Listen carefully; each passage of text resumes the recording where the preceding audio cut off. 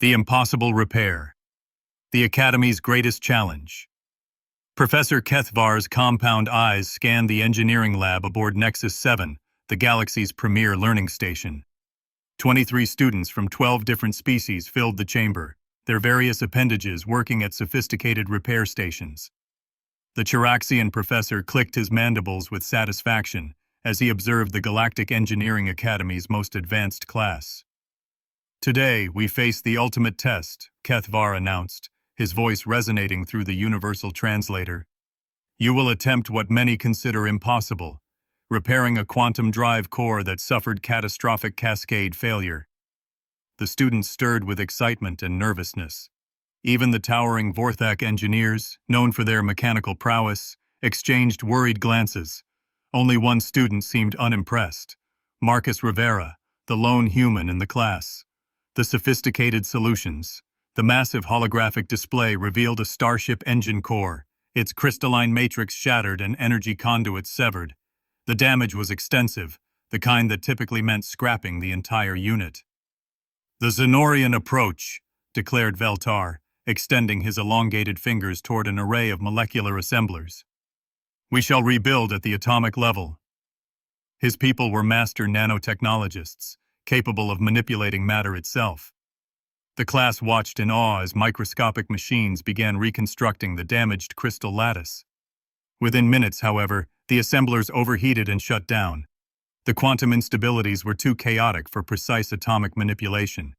Next, the draconic twins, Zix and Nyx, activated their neural interface crowns. "We shall calculate every possible repair sequence," they announced in unison. Their species possessed distributed consciousness, allowing them to process millions of calculations simultaneously. Their mental processors hummed for nearly an hour, analyzing quantum states and energy flows. Finally, they disconnected with visible frustration. "The variables are too numerous," Zix admitted. "Even our collective consciousness cannot account for all possibilities." The humans' simple request. When Marcus stepped forward, several students barely suppressed their laughter. Humans were newcomers to galactic civilization, their technology centuries behind the more advanced species. "What advanced systems will you employ?" Professor Kethvar asked with genuine curiosity. Marcus surveyed the damaged engine core and nodded slowly. "I need basic tools: a plasma cutter, some conductive wire, and whatever scrap metal you have lying around." The lab fell silent. These were tools that first-year students used for elementary repairs. "Surely you jest," scoffed Veltar. "This requires precision beyond crude manual tools." "My people have a saying," Marcus replied, rolling up his sleeves.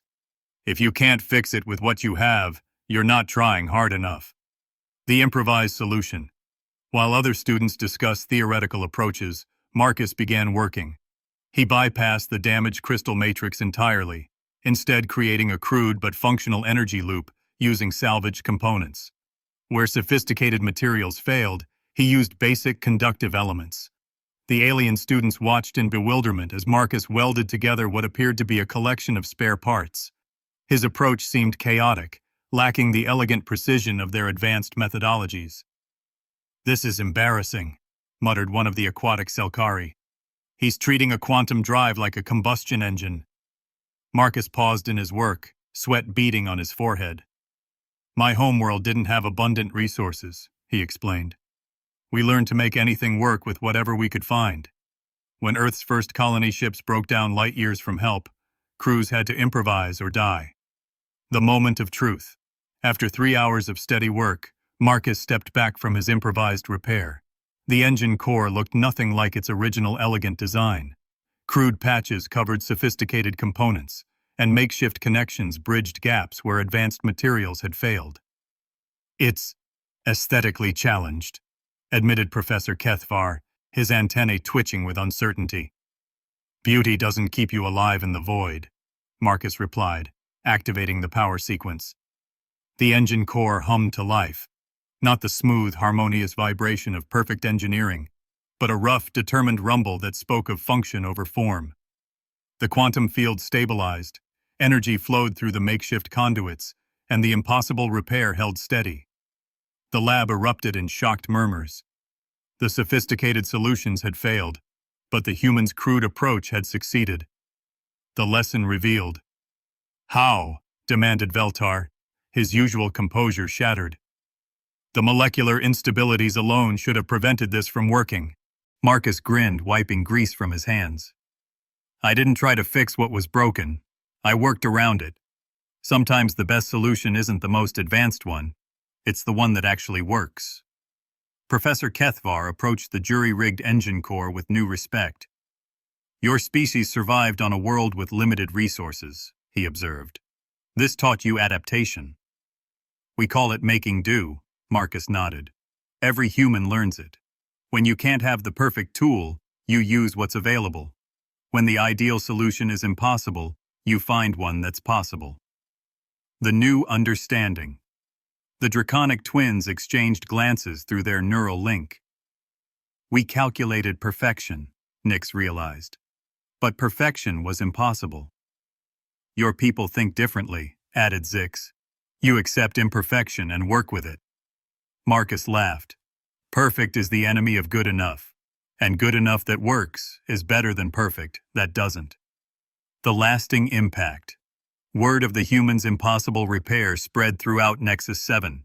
Soon, engineering students from across the galaxy requested lessons in human improvisation techniques. The Academy's curriculum was updated to include courses on adaptive problem-solving and resource-limited repair methods. Professor Kethvar often reflected on that day's lesson. The galaxy's most advanced species had been humbled by a human with basic tools and an unorthodox approach. It reminded him that intelligence came in many forms, and sometimes the simplest solution was the most profound. Marcus Rivera became the first human to graduate at the top of his class from the Galactic Engineering Academy. But more importantly, he had taught an entire generation of galactic engineers that ingenuity and determination could overcome any obstacle. The universe was vast and full of challenges. Having humans as allies meant those challenges would always have solutions, even if they weren't pretty ones.